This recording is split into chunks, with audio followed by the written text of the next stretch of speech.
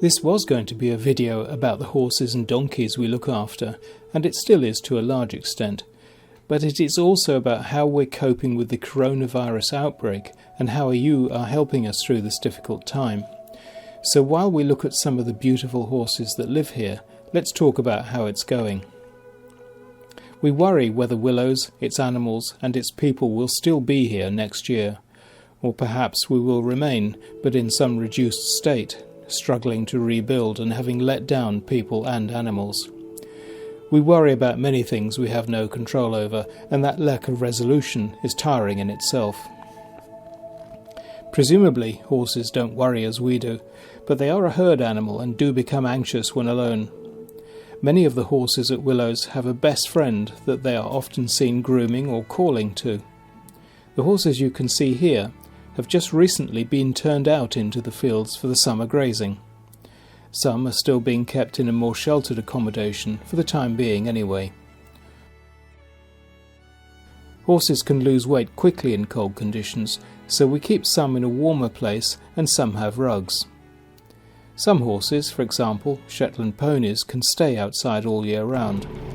This year, so far it's been extremely dry and the grass is not growing yet, so we must feed hay instead.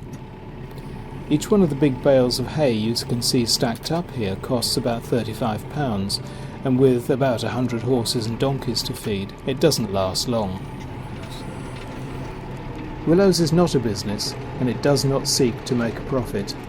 Our profit, if I can call it that, is in the rescued animals, the people that we help, and the positive difference that we can make to the lives of people and animals when things go wrong. Willows operates in what is quite often an uncaring world.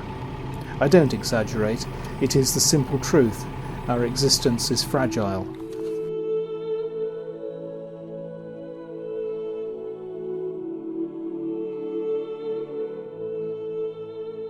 Willows looks after many different types of horse, some big, some small. None of them are rideable. They are here for many different reasons. Some became too expensive to keep, some were abandoned or abused, and some became unrideable. Trying to sell a horse that cannot be ridden is usually a death sentence for the animal. Look at old Sammy here, or his girlfriend, Cheyenne, who is never very far away from Sammy. You'd have more chance of selling yesterday's newspaper. Willows saves these lives because they're worth saving, not because they have financial value. You can't put a price on teaching children about animals or helping someone through our AAT program. The money simply oils the wheels. It is not an end in itself.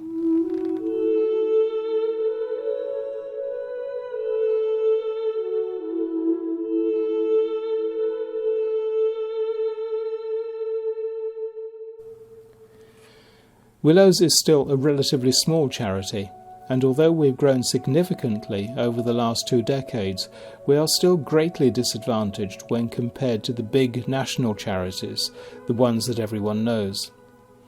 These have huge reserves of cash and do not experience the issues that beset small charities. Because we cannot have visitors at present and our income is substantially reduced, it is easy for us to feel oppressed by the situation and uncertain about the future. However, the positive response that we've received from you over these last few weeks is wonderfully encouraging, and we are increasingly optimistic that Willows will survive.